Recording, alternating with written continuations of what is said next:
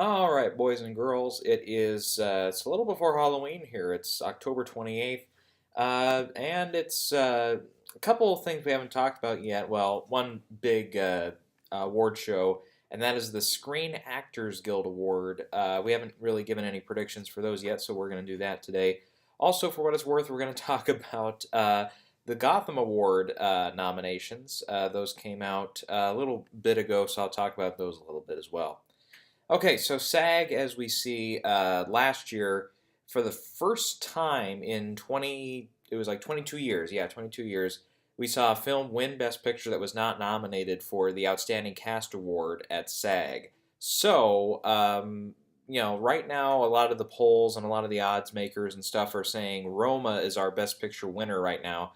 And I think I went into it last time why I disagree with that right now. I mean, crazier things have happened for, Best Picture winners in the past and everything. But that being said, at this rate, there's a lot working against that movie. But at the same time, there's a lot of critical love. There's a lot of love around the director of the film and a few of the stars as well. So there's a lot for that film, but there's also a lot against that film. So anyways, I haven't made up my mind yet if that's going to be one where I'm like against it the whole time and it just wins anyway, or how it's going to work out. But anyways, regardless, we saw last year that not being nominated here at SAG for the Outstanding Cast Award, it didn't matter for winning Best Picture, even though the last 21 years before that it mattered. It mattered big time. But anyways. That all being said, though, I think the odds are probably going to favor that again. So, again, likely one of our Best Picture winners is going to be among the 5 nominees for Best Cast here at SAG. So, anyways, let's not get into it too much more here as far as the build-up. Let's actually get into what's going to get nominated. So, right now I have the favorite out front to win this ensemble prize here. I mean, you've got Emma Stone, Olivia Colman, Rachel Weisz. You got... who else is in the movie? I forget. Nicholas Hoult is in there too. It's from Yorgos Lanthimos, who's a guy, he's been around the Oscar circuit in recent years with like The Lobster and last year with Killing of a Sacred Deer. Even though his films don't typically get like Best Picture nominations, he's never been nominated himself. He's a guy whose name people, they're starting to know. Kind of similar to Luca Guadagnino last year with Call Me By Your Name, where it's like he finally had a film out that was, a more certain bet to be nominated for Best Picture than, say, a couple of other films by Luca. The same, I think, is true this year for Yorgos, because, even though Lobster did get a couple of nominations across the board there 2 years, or was it 3 years ago now? I forget. Because it came out in, like, 2014 or 2015. It wasn't eligible until the next year. Yeah, 2016, I think, is when it was nominated for, like, original screenplay, and it was... at a couple, I think it was at a couple of the guilds here and there as well. So, anyways, we'll see if the favorite, can continue to really hold here because it had a really strong showing at the New York Film Festival, did well at Telluride and at Venice. From out of here, there's been a couple of screenings as well around L.A. and New York. So, Oscar voters and critics and everybody are continuing to see the film. It doesn't open for the public, though, until the end of next month. And even then, it's going to be limited. So I'm not probably probably won't get around to see it until late December. If not, we'll see when the screener comes out if it gets leaked or not. But not to say I do that. Okay, whatever. But anyways, yeah, we'll have to see. I'm looking forward to this one though. I have it winning here, yeah, because you've got those 3. You've got Yorgos behind it. It's Fox Searchlight. Fox Searchlight has won this category many times in the past, even last year with 3 Billboards. It was Big Fox behind Hidden Figures, which is a surprise winner a couple of years ago. Birdman won recently. So, yeah, there's a couple recent examples there. In second place, I have If Beale Street Could Talk. That's because it's the Oscar frontrunner for me right now for Best Picture. Again, you've got a good cast in there. Even though you got Kiki Lane and Stephen James as the 2 leads of the film, you've got like Regina King in the supporting cast. You've got there's quite a few, and then you've got a lot of white actors in there too, who are like Ed Skrein was in the trailer quite a bit. Dave Franco, I guess, is in the film. There's a couple other actors in there too. So I have that one in second place. In third place, I have Green Book, which actually not a lot of people are going with Green Book in this right now. I don't know why. This is one I can really see. I can see it getting probably 3 or 4 nominations at the Globes. I can see it getting quite a few nominations at, say, like Critics' Choice. I don't know how it's going to do at BAFTA, but it'll definitely have, I think, something of a presence there. Vigo could get in. They like Vigo over there. Mahershala Ali is probably a good bet. He didn't win supporting actor. Or did he win supporting actor for Moonlight that year? Let's see. No, he didn't. No, that's right. That's right. They went with Dev Patel that year. That's right. But anyways, he was at least nominated over there, so they like him too a little bit at least. It's also, again, having not seen it, because this one and I think Beale Street opened the same weekend, but no, I can't remember. They're both, all 3 of these are in November, so and I think it's late November around Thanksgiving or the week after. But Green Book, from what I hear, again has been doing screenings as well as playing at it was Toronto was the big festival it was at, and it won, of course, the audience prize there. Same thing happened to 3 Billboards, and that won here last year. So that's a good sign. Also, like we mentioned, we got those 2. We've got Linda Cardellini in there. Don Stark is in there. He's done a lot of TV stuff over the years, so they do like TV people here too. And Stephen James, I think, has that new. He's got a new series coming out here pretty soon, so they'll like him too.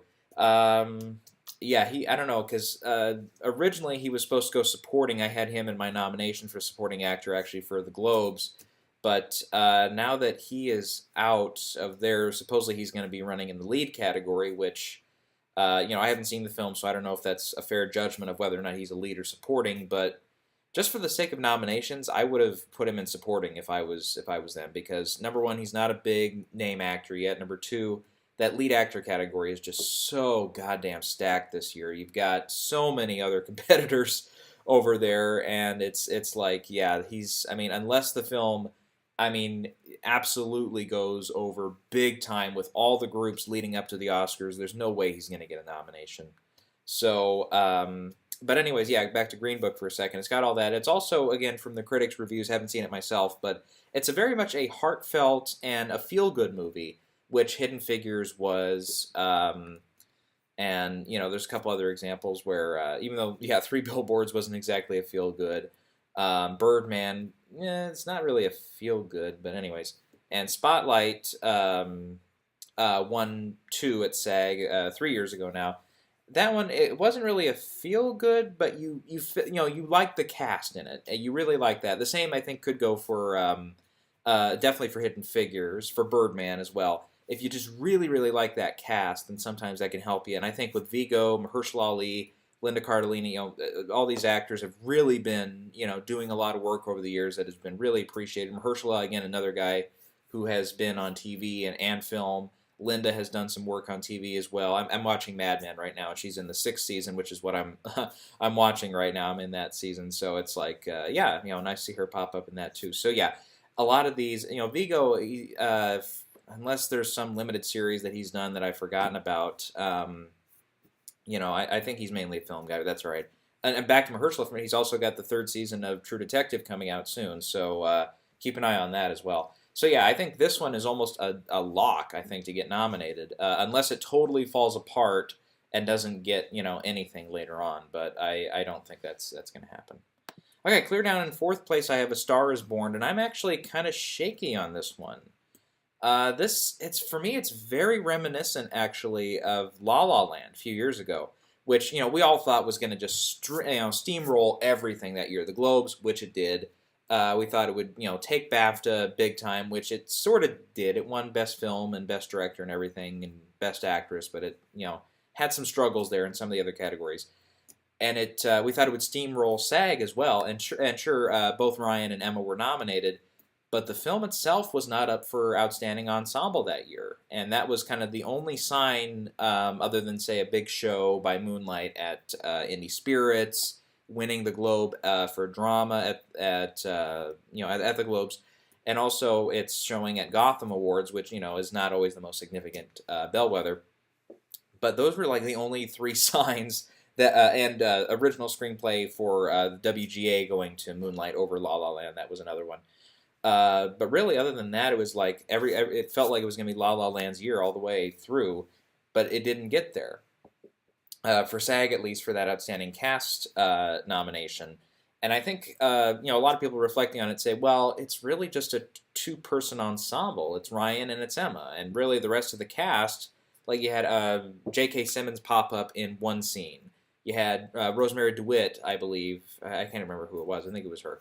She showed up in one scene. It's like, you have all, not a very big, like Finn Wittrock showed up for one scene. It's like everybody else was just very, very background character. Including Emma's roommates who had the big song in the beginning and then they're gone. You don't see them again ever, I don't think, except for maybe one or two quick shots. Stars Born has a similar problem. Where 75% of the screen time is divided between Bradley Cooper and Lady Gaga, and you don't get a ton of stuff from the supporting cast. Now, sure, you've got Sam Elliott, who I think does get in here actually for supporting actor. I don't have him nominated anywhere else, including the Oscars. I'm taking a gamble on that, but we'll see. And he's good in the film, no doubt. But he's only in a few scenes, and he's in those scenes unless it's with one or two exceptions. He's in those scenes, but for a very brief amount of time. Same with like Andrew Dice Clay, who I liked in the movie a lot. Dave Chappelle shows up for one or two scenes, and then he's kind of out. It's you have those supporting characters, but again, they're only there for a short time, and you don't really get, except for Sam Elliott and Andrew Dice Clay, you don't really get a ton of time with them to kind of see who they are as people. The J.K. Simmons character, he was just kind of there as a cameo, and then he was gone. Rosemary DeWitt, yeah, she's a cameo, then she's kind of gone. Similar in that way. So I have it in there again because I think it's those two. They are, obviously Bradley has been very popular over the years at the Oscars and on the awards circuit. Lady Gaga, even though she's only done a couple of TV and film stuff, has, I think been popular in that regard. And, many people still say she's going to win Best Actress. I'm very doubtful of that, but we'll see. So you do have a couple of very popular people there, and then at the same time, like I said, there's enough screen time, I think, for a couple of the supporting characters, to go against that La La Land example, but there's still a lot in play there that could bump it from getting a nomination here. I still have it getting in, and I think also because it's this or Roma are kind of the two that people are bouncing back and forth between for the early Best Picture frontrunner status here. So, we'll see. But for now, I have it getting in, but barely. And then the fifth nominee I have is Widows, and this is one, I really have this one in just because of the large ensemble here. Typically we see one or two movies like that nominated every year at SAG. Like, going back to like the Grand Budapest Hotel, that was nominated that year. Sure, it was a big Oscar player too, but just, the size of that ensemble was crazy. I'm going to pull up a couple other examples here because that was a big one I had in mind without looking up notes or anything. But there's usually one or two. Like we saw The Butler a few years ago get nominated for Outstanding Cast, and sure, it was I thought it was a good film. But just the scope and the size of that cast was crazy. So many people in that movie. Let's see here. The year before that, Hidden Figures had a pretty large cast, and that ended up winning, of course. Trumbo had a really large ensemble cast the year that was kind of a surprise nominee that year. I remember. Let's see here. Yeah, we mentioned, Grand Budapest had a very, very large cast. American Hustle had a pretty decent-sized cast. August Osage County, there you go. That's another big example. That one, a lot of people in that cast. So, let's see. I can look through maybe a couple more years. Yeah, I remember Les Mis was nominated in 2012 for Outstanding Cast, and that had a rather large ensemble. Best Exotic Marigold Hotel was one. Again, pretty big ensemble, so... Yeah, but if we did Widows this year, let me just pull up because I can't remember everybody who's in the film. Obviously, you got Viola Davis, then you got Michelle Rodriguez, Elizabeth Debicki, Cynthia Erivo, Colin Farrell, Brian Tyree Henry, Daniel Kaluuya, Jackie Weaver, Carrie Coon, Robert Duvall, Liam Neeson, John Bernthal. That's a lot of people already. So it's like, sometimes we get and we had a couple examples there where you just have a cast that is just so large where it doesn't matter if you're a Best Picture player or not, you get nominated. So, that's the reason I have Widows in for now. And also, I do have it in right now in the 10th slot for my Best Picture nomination, so it could still uh, do very well at the Oscars as well. I have it actually also winning for film editing right now because of the editor. He's been nominated several times in the past. Yeah, so I could see it, getting a couple Oscar wins eventually, but we'll have, maybe Viola gets a win or something, but I don't know. I don't know yet about Best Actress. I haven't settled on that at all. It could go like one of five ways right now for me, so I'm not sure. We'll get into Best Actress here in a little bit, but anyways, there's a lot of possibilities here too, though. Other than these five, I mean, you've got Vice, which again has a very crazy big ensemble. You've got Christian Bale in that one, Steve Carell, Sam Rockwell, Amy Adams. You've got there's a few others in there too. I'm forgetting it right now. What's his name? Tyler Perry's in there. Yeah. So that's another big ensemble, and it's also Adam McKay. The Big Short was a real threat to win this category the year of Spotlight, but that didn't turn out.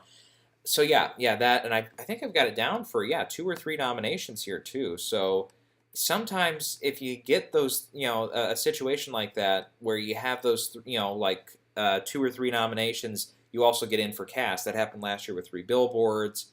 That also happened with Birdman. So yeah, and obviously those two we're probably going to get in anyways. But it's just really a sign of your domination here at SAG if you have that many people nominated.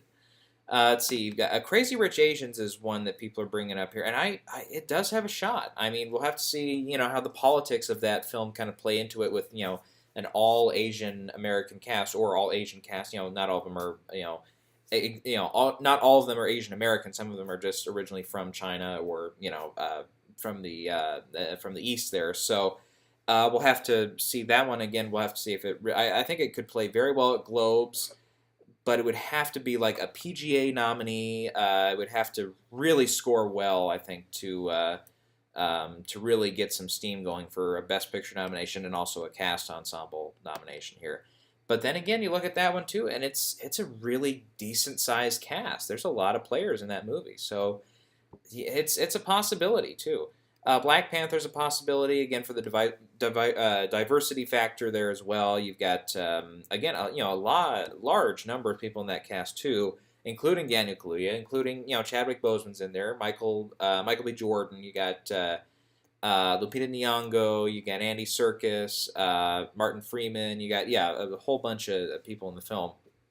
Denai Greer is also kind of picking up some steam as well as an actress. I think she's got a couple other projects that she's got going now. So yeah. So you got and she's from also on Walking Dead as well. So that's another TV personality in there. Constance Wu is on Fresh Off the Boat from Crazy Rich Asians. You got Ken Jeong in there. He's all over TV these days. So yeah, there's a couple TV stars in those two films. Again, the problem with Roma right now again is for getting this nomination is okay. Well, it's number one, it's unknowns or previously non-professional actors. That just really doesn't happen very often at SAG. I mean, the one exception you could probably point to in the last few years was when Beasts of No Nation got in. But even that had Idris Elba, a big TV/movie star who kind of splits his time pretty even between both platforms there, who was also in the film.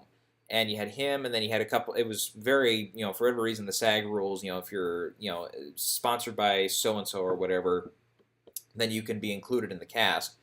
There was also a big scandal with that last year with Get Out, where a couple key cast members were not included with the ensemble. So if it had won, there were a couple people that would not have actually gotten a SAG award for the cast. So maybe a similar thing happens with Roma this year. I don't know about the actresses like Yalitza Aparicio or a couple of her co-stars. I don't know if they're SAG, they have the SAG card or what, but something like that could obviously hurt it on top of all that. But then again, Netflix, we saw Mudbound get in last year. We saw, like we mentioned, Beasts of No Nation. So Netflix has a history here as well. So that's one to keep in mind. Black Klansman is another one I've got my eye on. Again, pretty large ensemble there. You got John David Washington, Adam Driver, Uh, what's his name? That '70s show guy. I liked him a lot in the movie though. Is David Duke? Topher Grace. There we go. Laura Harrier. You got the dude. He's awesome. The guy who played Sean from I, Tonya is one of the rednecks in there. He's awesome. Very funny. So that it's a Spike Lee film. Again, the diversity factor. Wanting. Usually we do see here.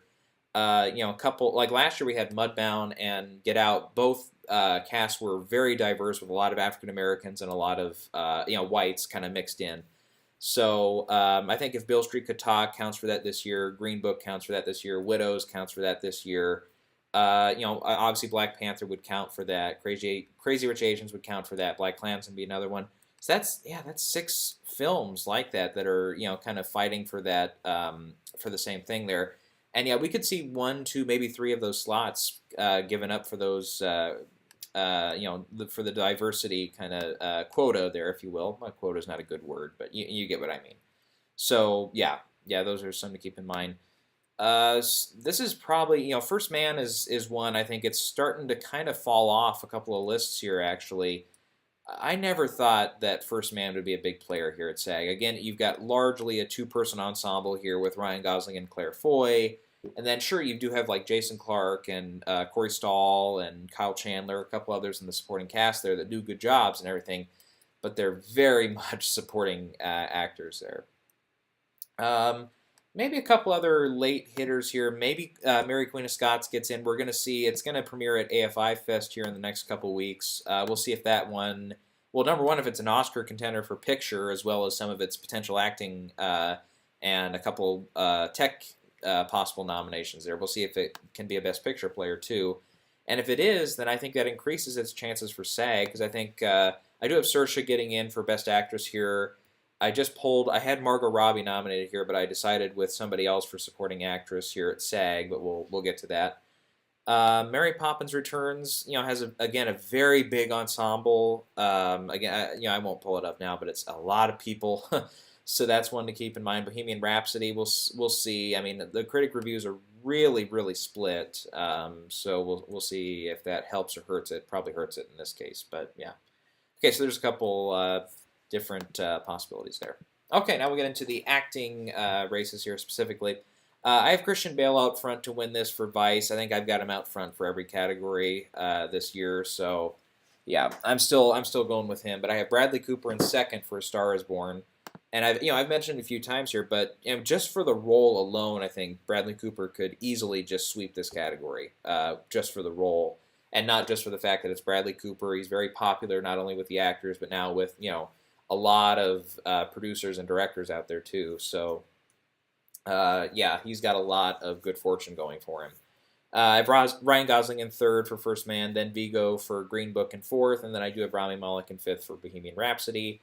And these are the same 5 I have going for the Oscars as well at this moment. But I'll tell you what, I pulled Rami Malek for a while there for Best Actor because Bohemian Rhapsody was so far out. This is probably a month ago when I pulled him out, and then the first screenings happened, and everybody said, "Oh, he's he might not win Best Actor. He's definitely going to get nominated." So I'm like, enough people said it. I'm like, okay, I'll go with it. So, so I put him back in. But now that the film is really, I think it's going to do spectacularly well at the box office. I think it could probably be $100 million plus hit domestic at the domestic box office, but 100 million, I should say. But yeah, I don't know. The really split critical reception, I think, could hurt its Oscar chances. Obviously for picture and a couple of those other categories, it wasn't, no matter what happened this year with the film, whether it was a huge critical hit or a huge critical flop, or at the box office, no matter what, it was not going to get a director nomination because it's Bryan Singer. But we'll have to see if that critical mixed reception also leaks over to the lead actor category for Rami. We'll have to see how that unfolds here over the next few weeks. I did, by the way, recently did see The Old Man and the Gun. I haven't been able to go see anything lately. I'm dying to see that new Halloween movie, though. I think that looks great. I saw it, and I'll tell you what, I was not very impressed with the film, believe it or not. David Lowery is a filmmaker. I didn't really enjoy Pete's Dragon way too much. I thought it was good, not great. It got a little, I think, uh, overrated. I'd say a little bit by some critical reviews and stuff. And Redford in the film, I mean, he's charming as hell, and he's a very sympathetic character we follow. But there's just from my perspective, there's no way he wins for it. No way. And I don't even know if he gets anything as far as nominations goes this year, outside of maybe the Globe nomination because he's in that comedy musical category for now. And I think he'll probably remain in that. It's not really a huge hard hitting drama by any means, but there's enough laughs in the film I think for it to be considered a comedy. Um, he'll probably get nominated there. I don't know if he wins that or not, but he'll definitely get nominated. I don't see him getting into SAG here. Oscars, I don't think so. Yeah, like I said, it's another thing where it's just really a full category this year. Willem Dafoe, I think, at Eternity's Gate is one to consider. Lucas Hedges for Boy Erased is still in there. We've got Ethan Hawke for First Reformed. We'll get to him in a little bit because I think he might early on. I know a couple people we mentioned last time. A couple people are vetting for him, but I think he could make some big strides here in the next few weeks, depending on his campaign and the film's campaign and everything. He could be a surprise nominee this year. He could knock out Rami Malek, I think, for that fifth slot. We mentioned Hugh Jackman. I've got in for like the Globes, for the front runner in the drama race. So I think those are the ones I've got my eye on. Otherwise, Steve Carell for Beautiful Boy is always one to consider. He's very well liked across the industry. He usually gets in for SAG, like he got in for the tennis one last year. Bobby Riggs, Battle of the Sexes. Yeah, I couldn't think of the title for a minute there. Big surprise nomination last year for him. So so keep him in mind for that one. Let's leave it at that for Best Actor for now. For Best Actress, I have Olivia Colman actually out front to win this one for The Favorite. Typically, not always, but typically we see the Outstanding Cast winner also take home a SAG prize for an individual award in one of the acting races, like we saw that last year. In the case of 2 times for 3 Billboards. Didn't happen with Hidden Figures. Didn't happen with Birdman or Spotlight, for that matter. But there's other ones out there. American Beauty scored well here and won Best Cast. That's it. I was gonna say like Argo won here and didn't have any acting wins. If for individual, I think it just had Alan Arkin nominated, but no way he was going to win. American Hustle had Jennifer Lawrence, and the cast nominated Jennifer Lawrence didn't win her specific category. Let's see, The Help. The Help was one that won 2 categories and Outstanding Cast. So okay, that helps me in my corner. King's Speech won Colin Firth and then won for Outstanding Cast. So there's a couple examples there. So I have Olivia up front for this one, mainly because looking again to that TV versus film thing. She's not a huge movie star yet, but she is big on television for sure. With like The Night Manager, she won a few awards for that. So I have her for that. Then I have Saoirse Ronan in second place for Mary Queen of Scots. And then I've got Melissa McCarthy up for Can You Ever Forgive Me? Viola Davis in fourth for Widows. Lady Gaga in fifth for A Star Is Born. And I'm not ready to pull the trigger yet on this Glenn Close thing for The Wife. Like I said last time, I could see a scenario where Glenn Close just starts winning everything and just wins the Oscar. Kind of one of those years where, like Julianne Moore a few years ago, or Geraldine Page, or there was another example I thought of later after the video, but I didn't, because we mentioned it a few videos back where we thought up a couple examples like that. But man, there was another one I was gonna say, but I just I know who it is. It was now I can't remember his name. Paul Newman for Color of Money. Yeah. He's one, he'd just been around for so long, been nominated so times, he'd never won, and then they finally were like, okay, let's give him it this time. So I could see that very much happening, and I do have her uh, over at Globes right now, getting nominated. I kind of changed that up a little bit. I have her actually winning the Globe for drama right now, but we'll see. I might change that later.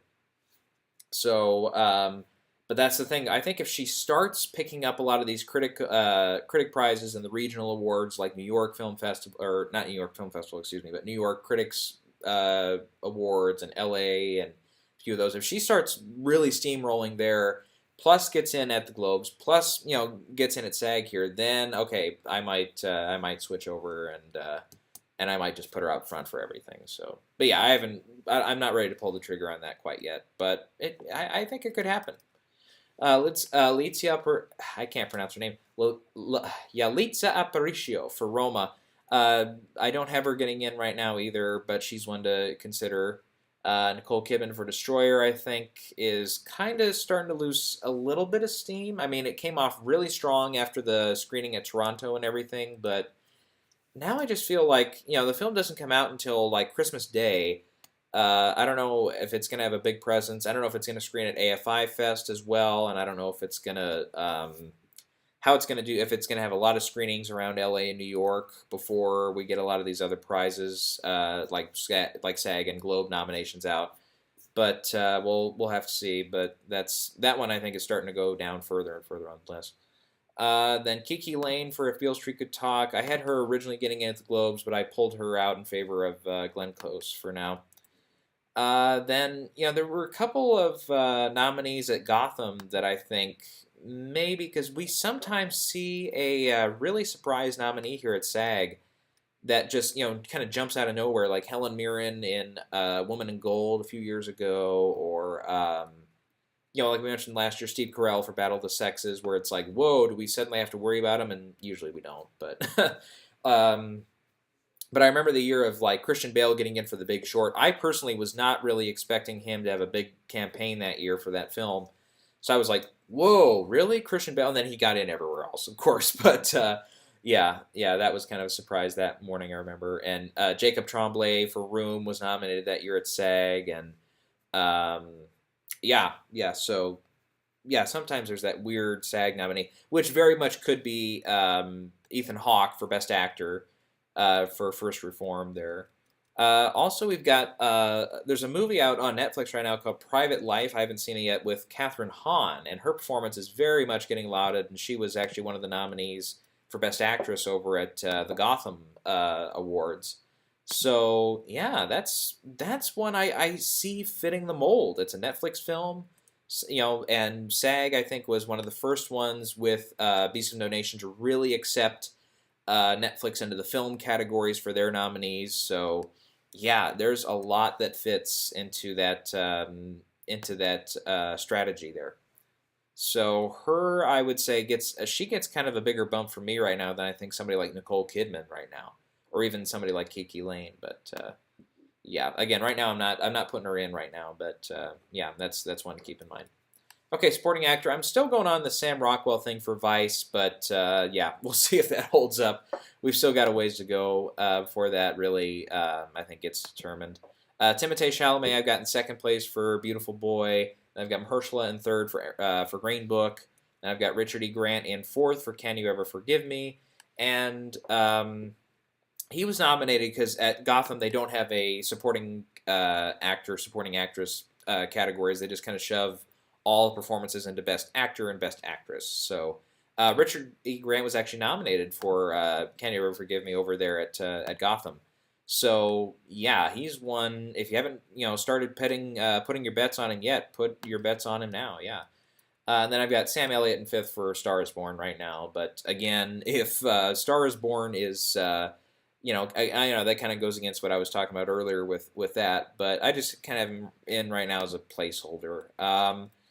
We saw Adam Driver get a big bump from his Gotham nomination for BlacKkKlansman. I put him in at the Globes right now, but that's based on another thing. I think Spike Lee overall has done much better at the Globes over the years than he has at the Oscars. Like, if we just pull that up really quick, I remember he was nominated for Do the Right Thing at the Globes for director. The film got in for Best Picture Drama over there. It was also up for screenplay, as well as what's his name? The guy who got nominated for that shit. Damn it, I can't remember his name. Danny Aiello, yeah. Yeah, he was nominated for supporting actor at the Oscars that year. And the film did get in for screenplay, but that were the only two nominations that got there at the Oscars. But at the Globes, Do the Right Thing was, yeah, as we mentioned, picture, director, as well as supporting actor and screenplay. So it did very well there. And then Malcolm X, let me pull up, because I'm pretty sure that did, again, it got a few nominations to the Oscars and everything, but let me just to make sure I have everything in front of me here. Okay. Yeah, I've got. Usually, I just open up Wikipedia for stuff like this, but it does not have anything. Well, yeah, I remember Denzel was nominated that year for at the Oscars, but pretty sure it got a few Globe nominations too, didn't it? Oh shit, what year would that have been for Globes? But yeah, the point was I was putting in. I have Adam Driver over there at the Globes for now because he's up there, yeah, for Black Klansman. And yeah, we mentioned, yeah, Danny Aiello got nominated that year at the Globes, and let's see here. Yeah, Denzel was nominated at the Globes that year for actor drama. I could have sworn Spike got in for director that year too at the Globes, but he didn't. No, and it wasn't up for screenplay or picture either. So yeah, okay. Well, that kind of okay. That puts it down. I could have sworn I looked it up earlier and I saw that Spike was also nominated at the Globes that year for Malcolm X, but no, it was just Do the Right Thing. Okay, but anyway, still, yeah. And then I'm pretty sure didn't Adam get nominated one of those years at the Globes for Girls? Again, yeah, it's nice to fact check these things while you're doing the video. Yeah. Well, you got some Emmy nominations out of it, but yeah. Oh well, okay. Anyways, yeah. So, anyways, yeah, he would. This would be his first Globe nomination over there, but yeah, I don't know because, like I said, when I saw the film, I was much more taken with Topher Grace's performance for the supporting actor category for Black Klansman, and I did. If anybody deserves a nomination for that film, it's actually John David Washington in the lead performance there. He was very very good, but yeah, I liked Adam Driver in the film and everything, and his character has a pretty good storyline and everything for the film, and he does a good job with it too, obviously. But it's like it would be like if Christian Bale, he got nominated for Big Short, which I remember I liked that film. I've seen it a few times because when I first saw it, I was like, yeah, it's good, but it's not great. Since then, I've rewatched it a couple times. I think I've liked it better over the years now. But one thing I've never understood is why the hell was Christian Bale nominated for that? I mean, he does a good job with everything, and he's between the four kind of lead guys in the film, between him and the other three, he's the one that he's the more distinguished one with, the fake eye and everything, but I just still don't understand why he got nominated and not somebody like Steve Carell, who I thought gave the best performance of the four guys in that. And obviously he was in a different category, he would technically, I think, be considered for the lead for that film. But it's like, I don't know. So, yeah, so Adam Driver kind of fits that mold for me. Like I said, I've mentioned I've got Kaluuya in right now for Widows for the Oscars for supporting actor. He's kind of that slot that I'm switching for supporting actor for all these categories. But yeah, we'll see. There was one other one. I haven't seen the film yet, but I really want to. It's The Hate You Give. Russell Hornsby was one. I remember a few critics have singled him out, saying he is very, very good in it. So, yeah, we'll see if I'll have to see that film. But yeah, he's one that people have mentioned. Okay, then for supporting actress, I have Regina King still up front for If Beale Street Could Talk, and then Claire Foy for First Man. Again, based on the performance alone, I could see Claire Foy winning this, but I have to see Beale Street. Then I've got Amy Adams in third place for Vice. Then I've got Emma Stone in for The Favorite in fourth place. In fifth place, hello, I'm going with Natalie Portman for Vox Lux. Yeah, this again fits the mold, I think, for me for that supporting actress thing, where you get, not even supporting actress, but just here at SAG, where you get a weird nominee I think Natalie Portman is one I'm pulling the trigger on for now. She's kind of a placeholder too at this moment because there's there's quite a few other possibilities here. Rachel Weisz for the favorite could be kind of like last year with Three Billboards, where we saw both Woody Harrelson and Rockwell get into that category. That could happen with Rachel and Emma this year. Nicole Kidman is still a possibility for Boy Erased. Michelle Yeoh, I think, Crazy Rich Asians is still a possibility. She'll have to. I think she'll have to get a couple. I don't know when Critics' Choice nominations come out, but she'd have to get one there too. Let's see if they've even announced when the next nominees are going to be given out, but.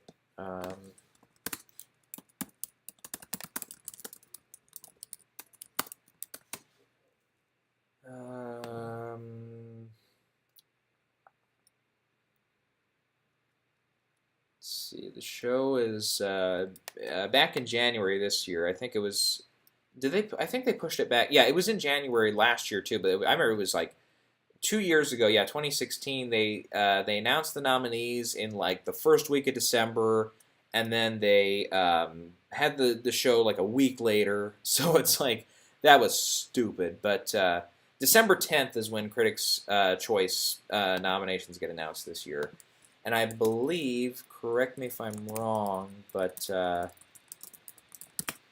believe Globe nominations are going to come out right around the same time. They might actually be the same day. Hold on. I could have sworn. Oh no, they're before. Yeah, that's right, because we've got. Wait, is this right? What year is this? I've got an article pulled out. Okay, no, this is from this year. Yeah, I was gonna say because I'm like this sounds like the dates for last year, but no, it's for this year. December 6th is when the Globe nominations are announced, and I believe SAG is the same week. So yeah, Critics' Choice would come out after that. But that's another one we have to keep in mind is Michelle Yeoh. And then, yeah, Margot Robbie is one you got to keep an eye on for Mary Queen of Scots. I still have her in at the Oscars for now, but I think she's the first to go. And yeah, for that fifth slot at the Oscars right now, I would probably, if she goes, I would go with Rachel before I went with Natalie Portman here. But also, there was a new trailer that came out for Vox Lux earlier this week. And the trailer I thought was pretty dynamite, but maybe that's it's the same team that had I, Tonya last year, and they put out a really good trailer for that one too. So it could just be the company, but yeah, that one also I think had a really good critical reception at Toronto and at Venice. So yeah, So that one, if there's gonna be any nominations for the film, I think Natalie Portman, she is going supporting. We know that for sure now. She could get in. Also, Sia has a couple songs in the film, or at least one song. So, original song category could be it. But really, I think that's the extent of the film's Oscar chances, really, at this rate. So, yeah. Okay, anybody else here for supporting actress? Yeah, we talked. I've been mentioning Sissy Spacek for Old Man and the Gun here for the last few weeks. After seeing the film, yeah, that's not happening. No. I mean, she's fine, but that role is just a nothing role. There's just nothing given to her on that. In fact, actually, we mentioned Linda Cardellini earlier for Green Book. Maybe she's like I said, being both on TV and in movies too. Linda has been around a lot in recent years for a lot of her projects. So, SAG sometimes, like Regina King, I kind of have the same basis for that, where she's won, is it one or two Emmys now for her work on TV, like American Crime, she won, and then she also just pulled out an Emmy win a few weeks ago for it was like a Netflix film or something in one of the categories there. So yeah, she's kind of the recent Emmy queen in that way. So I think that's one where it's like kind of like Bryan Cranston a few years ago for Trumbo, where it was like, oh yeah, you've been a huge star for Breaking Bad and a few other shows. Hey, you made a film. Okay, we'll nominate you. It was kind of the same deal. So Regina King fits that mold for sure. And I think Linda Cardellini also kind of, I mean, not as obviously, but I think also has a little bit of that to counter as well. One more thing at SAG before we go over to Gotham, just to kind of briefly touch on the Gotham Awards here. SAG also has that stunt ensemble nomination category. I think Mission Impossible Fallout, probably. Even though Tom Cruise does his own stunts and everything, I think Mission Impossible is a sure bet. Probably Avengers, Infinity War is a sure bet. Yeah, anything else really? We'll see. There's a couple, big movies still coming out this December. Sometimes those later films uh, kind of determine, a few of the other nominees. Let's see, what's coming out in December that could qualify? Well, I don't know if about maybe Aquaman, maybe. We'll see if it's. I think it has to be at least a certain quality of film too. It's not like the Transformers films like continually get nominated for that or anything. Let's see here. Well, we got a Robin Hood movie out, but I don't know about that. Girl in the Spider's Web, maybe. That's kind of an action thriller, kind of. Yeah. What else has been out recently that kind of stunt heavy films? Venom? No, that ain't getting anywhere close to that. What else? Yeah. I think Mission Impossible, is where that kind of conversation starts and ends. I don't know. I mean, sometimes they go with like I remember wasn't Nocturnal Animals nominated one year? So yeah, I mean, unless they go with a weird choice like that, I mean, you've got the couple Marvel films. You got hell. I'm looking through the list here. It's like there's nothing else. I mean, that's pointing out to me as an obvious one. Maybe Deadpool 2. Maybe. Yeah, we mentioned Avengers. Yeah, that's probably a good bet. Yeah, I don't know. That's the thing nowadays with so many special effects and everything. It's like there's not a ton of unless it's something like Mission Impossible where it's like doing it for real, and there's not a lot of computer effects. There's just it's just so much CGI and everything else. It's just you just don't really. It's kind of tough nowadays to for stunt people sometimes. But anyways, all right. So that's enough of that. Let's get into what we have here for just what we want to mention here for Gotham nominations. So yeah, obviously, as I think a lot of you guys know, Gotham. It's for me. It's a fun award show. It's not one that is a big bellwether. It's not It's not the Oscar race officially begins here at Gotham. No, I don't think so. Because it's a very specific crowd. Obviously, very specific parameters for what qualifies here. You can't have any big movies. They have to all be independent films. And I think there's the budget has to be less than so and so for you to qualify. So. Yeah, we saw there was. They always have a special jury award every year for a big ensemble or for an ensemble they deem very, very relevant, and they gave it to the favorite this year. So that's Olivia Colman, Emma Stone, Rachel Weisz. God, who did they give that? They gave it to like Moonlight a couple years ago. Last year it was Mudbound. Yep, that makes sense.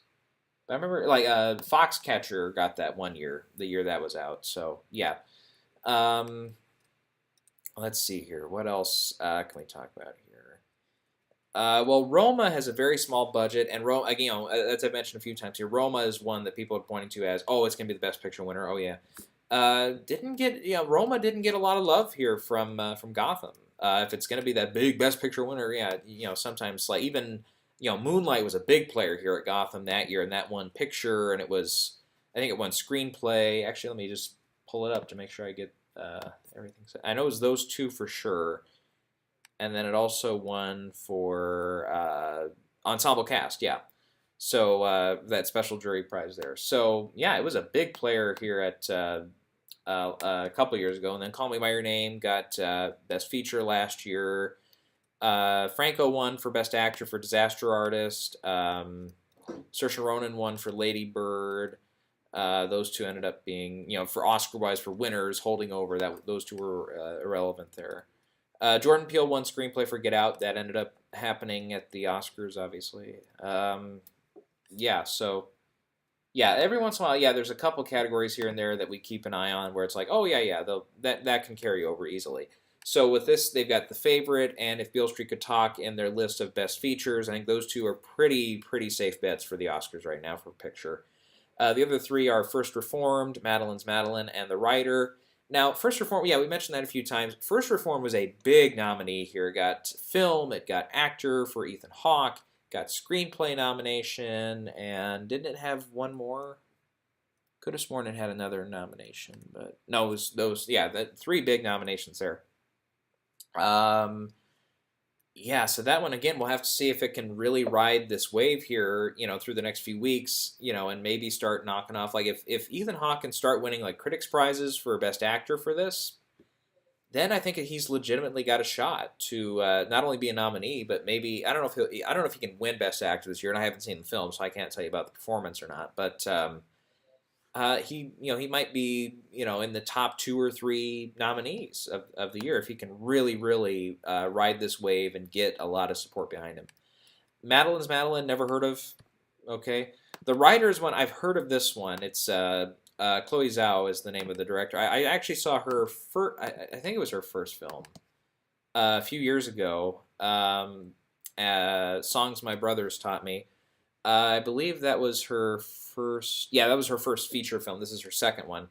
And yeah, Songs My Brothers Taught Me, I saw at the South Dakota Film Festival. It's the only film festival I've ever been to in my life. But I remember seeing it, and I was like, and she was there too. There was a 10-minute Q&A session after they showed the film, and I remember I was like, yeah, this is I really liked it, and it was centered on kind of modern day life for American Indians in the plains of South Dakota. Obviously, as it was set there, and I believe it was shot in South Dakota with authentic, non-professional actors who were from kind of reservation areas and everything.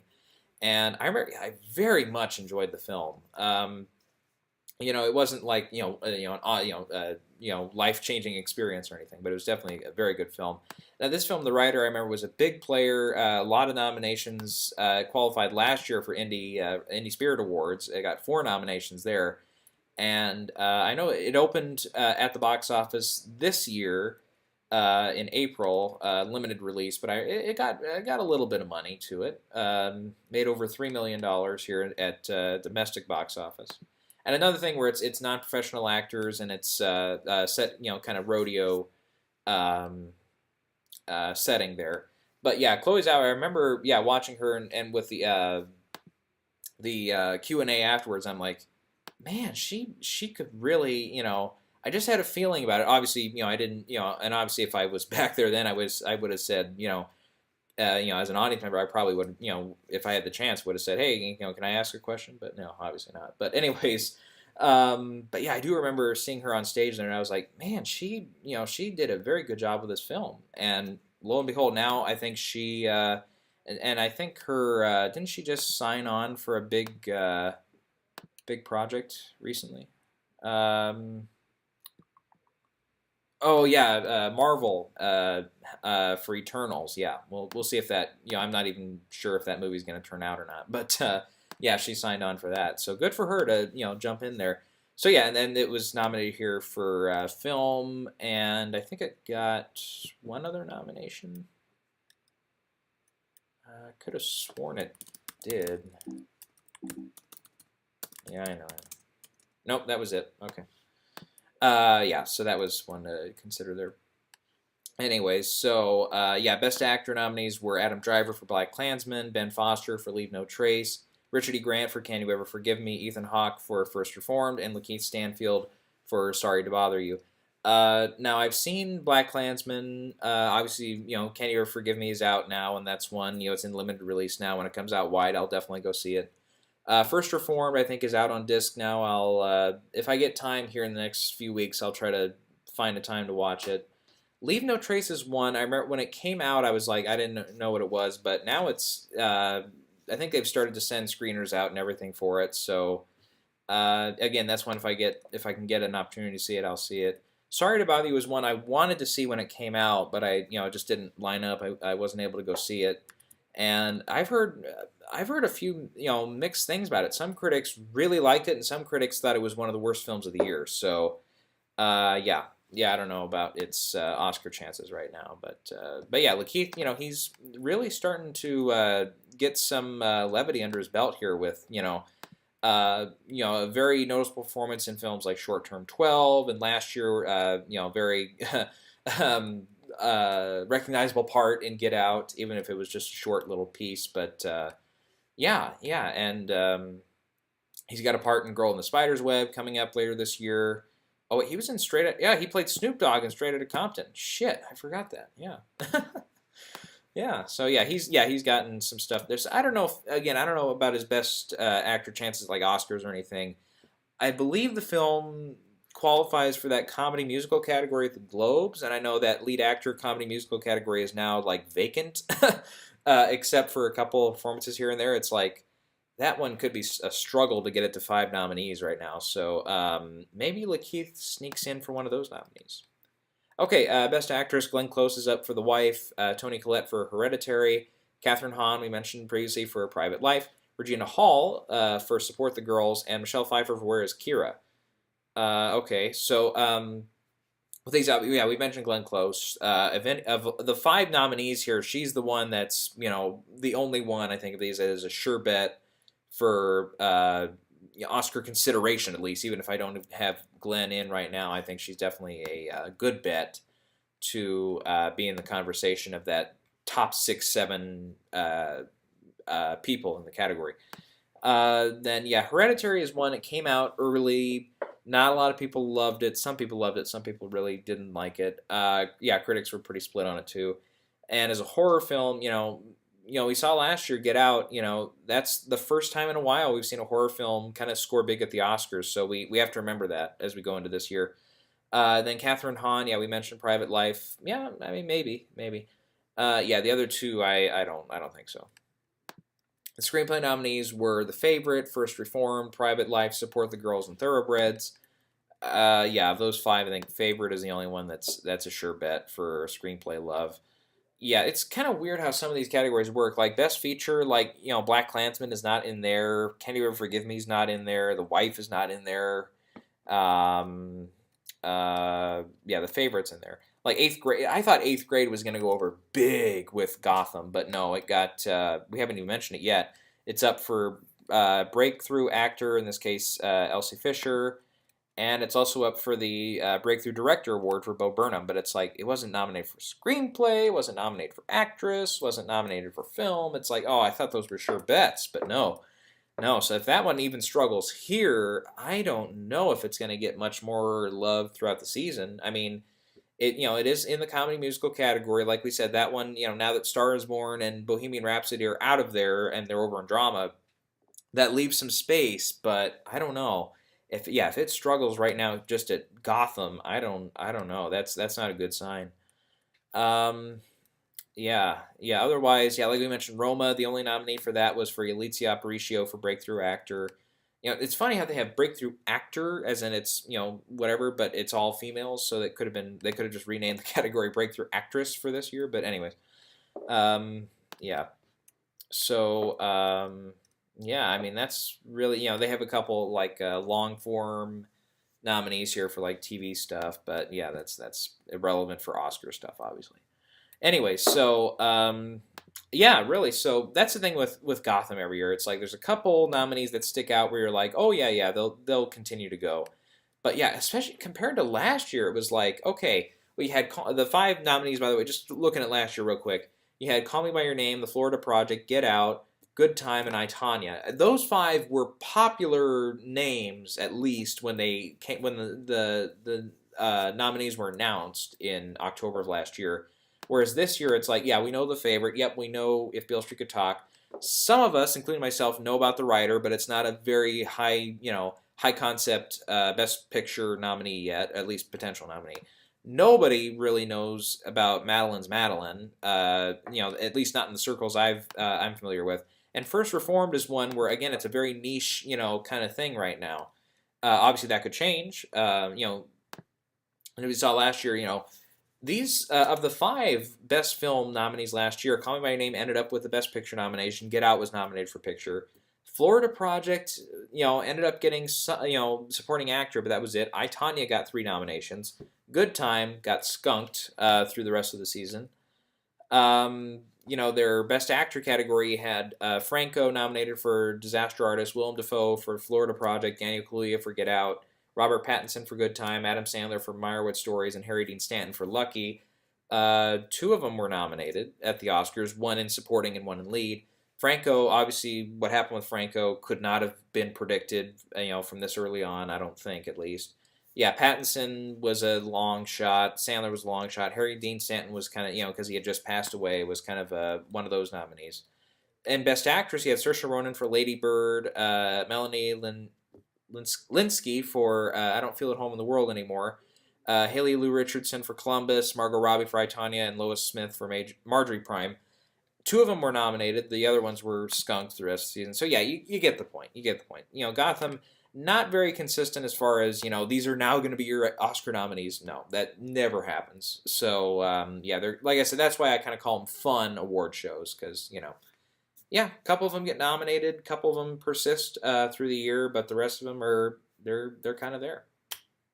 All right, well, is that everything we need to cover for now? I think it is. Yeah, obviously, like I said, there were a couple changes I made to the globes and stuff over the last few weeks, but I think we'll get around to that.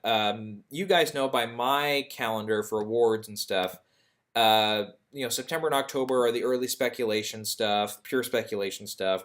November is when we get into like early frontrunner status. That's when like 75% of the content that's going to get nominated has at least been screened, somewhere, or is planning to be screened, very soon. And we don't, everything else is waiting till December, till it gets released.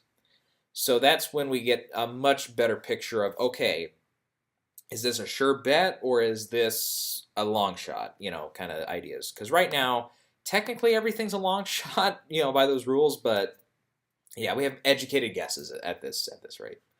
Okay, so yeah, I think when November rolls around, the first few days of November, I'll come back and we'll just kind of talk about the overall road right now for Best Picture, and where I think some of these other early front runners are going to have some traps to come over. Where my predictions, where they're struggling and where they have to overcome stuff too. So yeah.